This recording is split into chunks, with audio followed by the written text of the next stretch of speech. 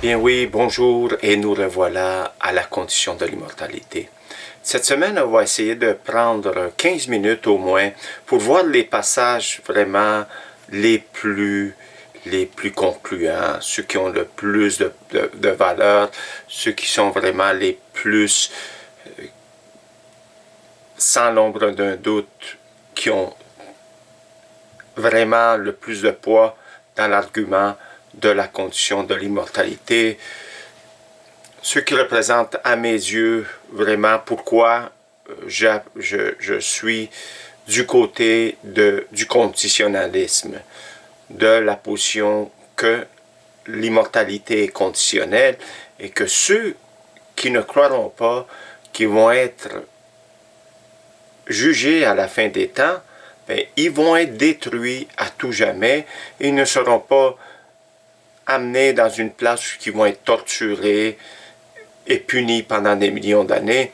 Je crois que déjà là, la position que certains gens ont pris dans le passé, c'est, je pense, parce une mauvaise interprétation de la parole de Dieu. Maintenant qu'on a vraiment les informations à la portée de nos doigts et on peut vraiment se rendre compte qu'à la fin des temps, la connaissance de ceux qui veulent croire au Seigneur, bien, il va augmenter. Pourquoi? Parce que maintenant, on a, oui, la technologie qui nous appuie et on peut faire des parallèles, on peut voir le casse-tête avec une meilleure connaissance. Et on sait que les pères de la foi dans le temps des années 400, 500 de notre ère, maintenant regardez la parole de Dieu d'une autre façon, d'un autre langage, le langage latin, et la connaissance est perdue. Un exemple, Saint Augustin d'Hippo, ben, lui, il connaissait pas bien l'hébreu ni le grec.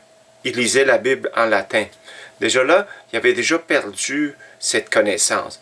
Et nous, maintenant qu'on a vraiment, on peut aller voir c'est quoi le dérivé latin, le dérivé grec, le dérivé hébraïque de certains mots, mais là, on peut vraiment se faire une meilleure idée. Et c'est ça qu'on va voir aujourd'hui. On va voir beaucoup de passages qui nous décrivent, oui, que le sort des impies va être une destruction éternelle et le sort de ceux qui vont croire en Dieu, qui veulent la justice et croire à l'évangile de notre Seigneur Jésus-Christ, bien, on va avoir la vie éternelle. Genève, le chapitre 3, nous indique au verset 22, « L'Éternel Dieu dit, voici l'homme est devenu comme l'un de nous pour la connaissance du bien et du mal. Empêchons-le maintenant de prendre de l'arbre de vie et de vivre éternellement. » On sait maintenant qu'il y a une condition. Dès le début de Genèse, on a vraiment reconnu que le Seigneur a empêché Adam de vivre éternellement. Et déjà là, on a une idée que l'homme ne vivra pas éternellement. Pourquoi? Parce que même la parole de Dieu nous dit que l'homme ne possède pas l'immortalité, c'est juste Dieu qui possède l'immortalité.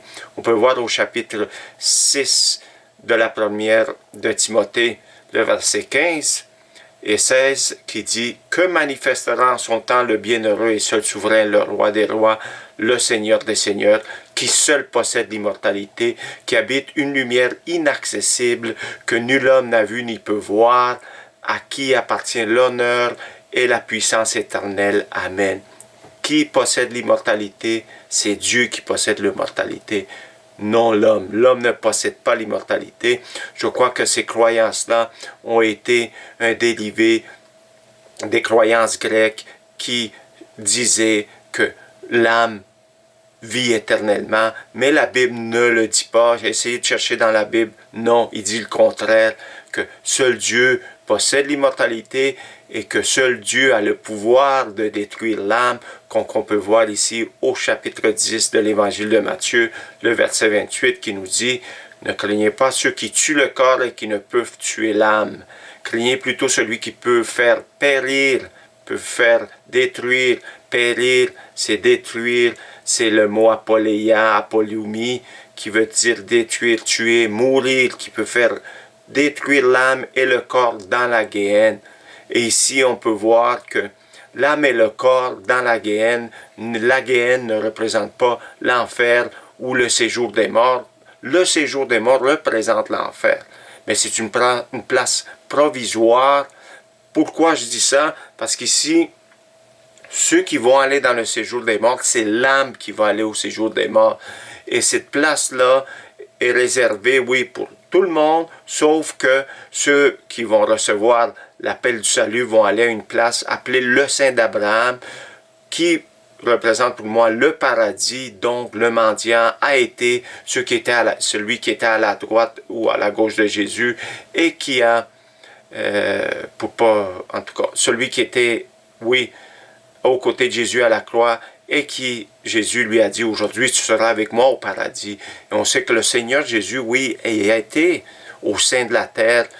Il a dit au chapitre 12 de Matthieu que oui, que comme Jonas a été dans le ventre du grand poisson 3 jours et 3 nuits, le Fils de l'homme sera 3 jours et 3 nuits dans le sein de la terre.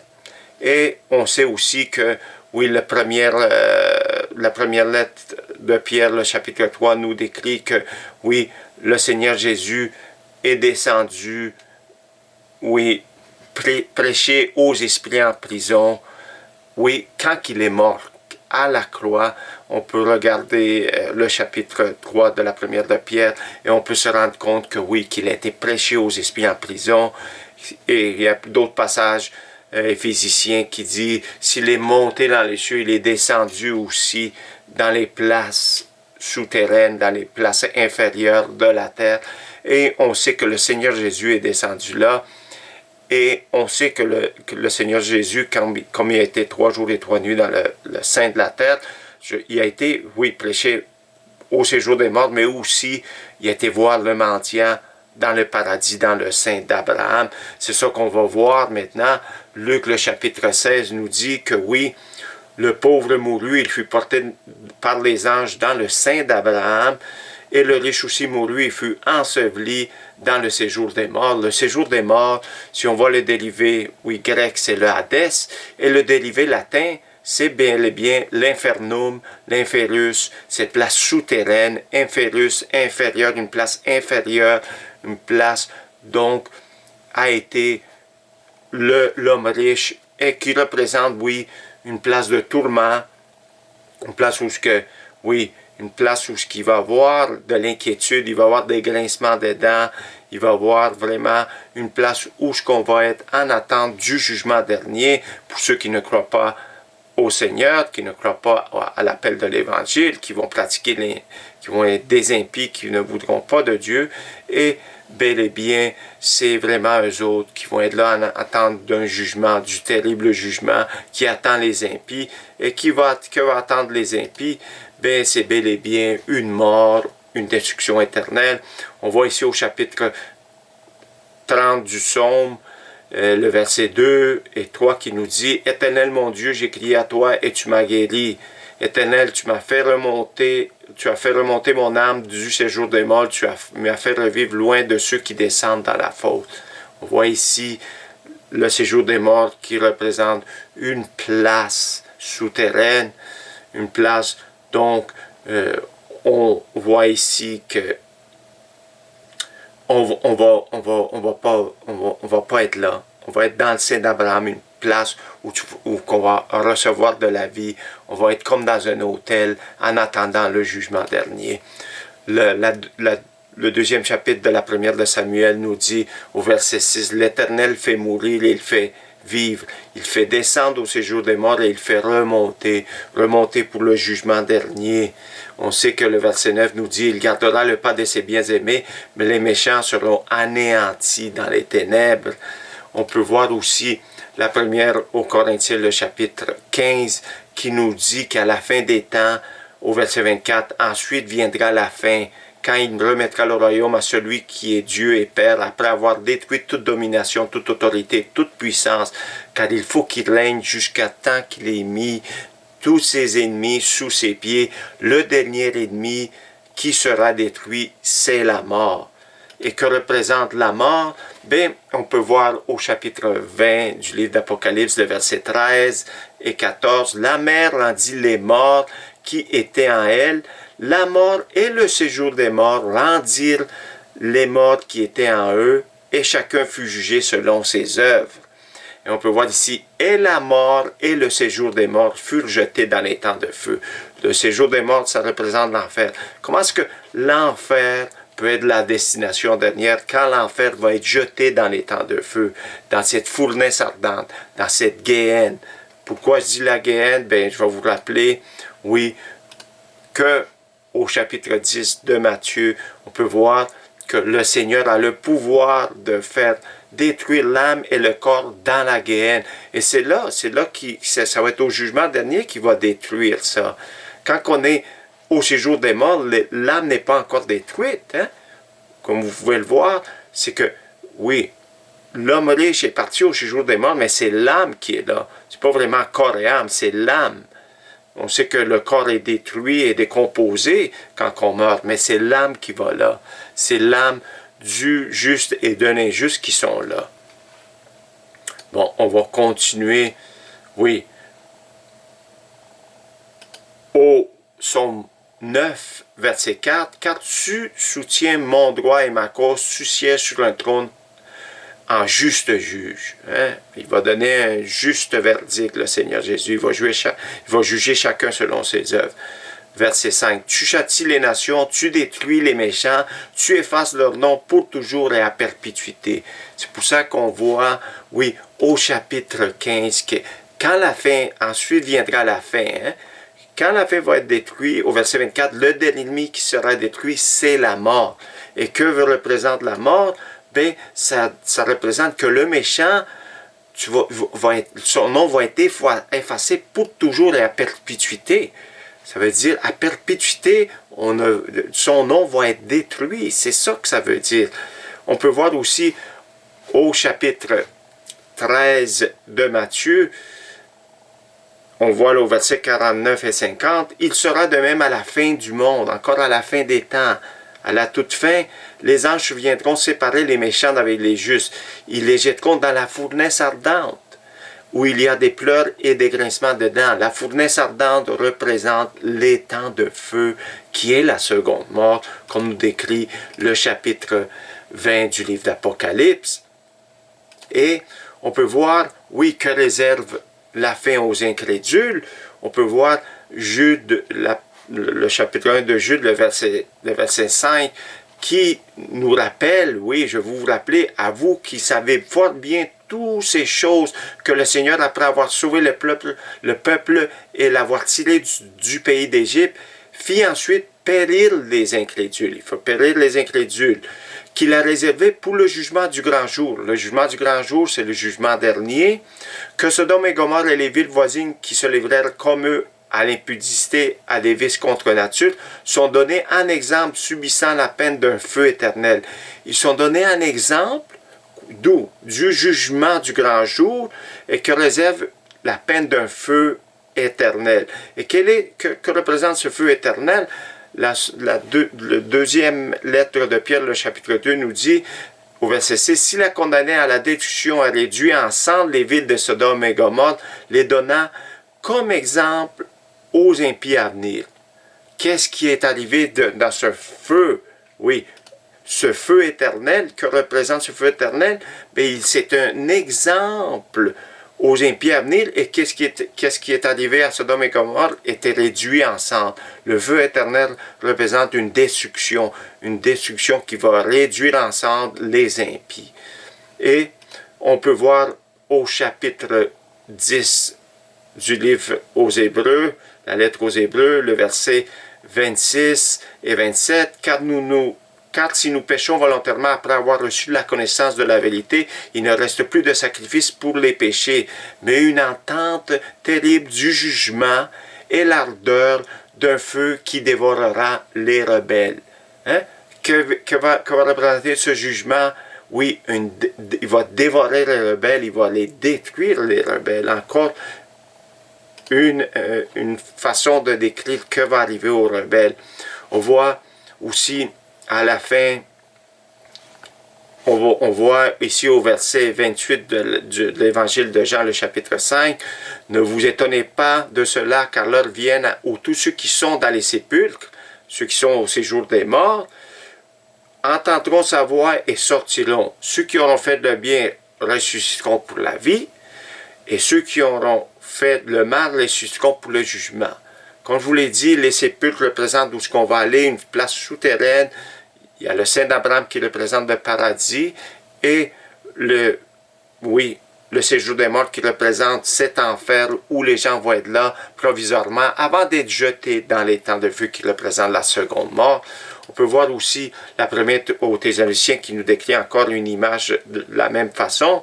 Verset 16, « Car le Seigneur lui-même a un signal donné à la voix d'un archange, entendront la voix d'un archange, et au son de la trompette de Dieu, descendront du ciel, et les morts en Christ ressusciteront les premiers. Pour la vie éternelle.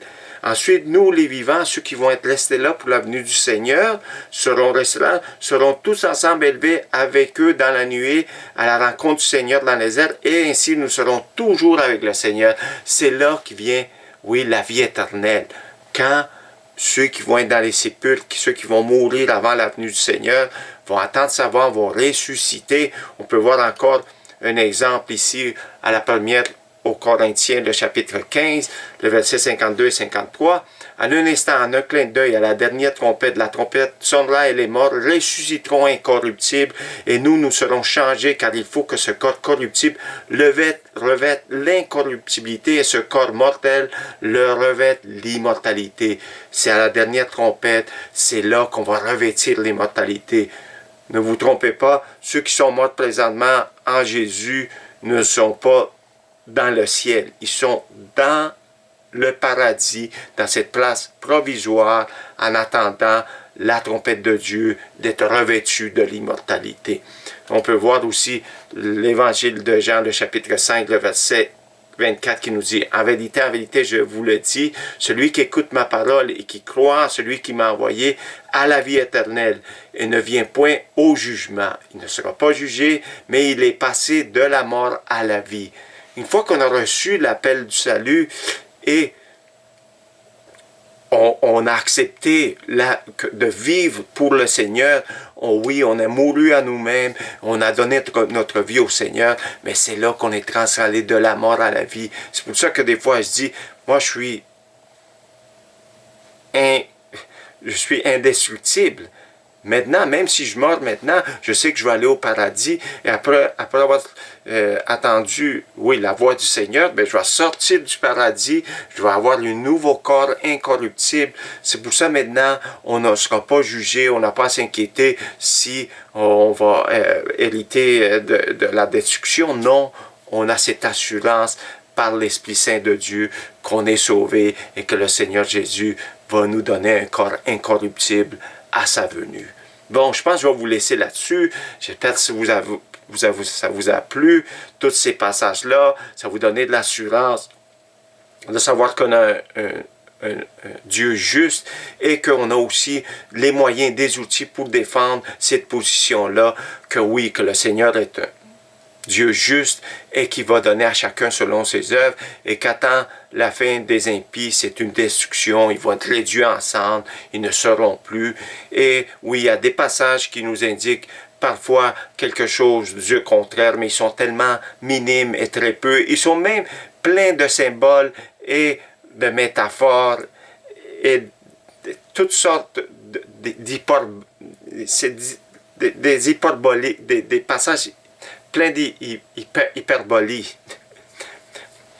hyperboliques, je cherche le mot, ou des allégories, mais tous ces passages-là qui nous indiquent peut-être que, ils le sortent des impies, ils vont être là en train de souffrir éternellement, ils sont très peu, et à force de bien comprendre certains mots, on se rend compte qu'il n'y a aucun fondement. Ça fait que je vais vous laisser là-dessus. Soyez tous bénis, n'oubliez pas de vous abonner, de faire des thumbs up et de partager, et aussi continuer à me suivre pour qu'on puisse comprendre de plus en plus la bonté du Seigneur et cette position qui est conditionnaliste, la position du conditionnel. C'est une condition de recevoir la vie éternelle, et les impies ne vivront pas éternellement dans une place en enfer. Je vais vous laisser là-dessus. Soyez tous bénis. À la prochaine. Bye bye.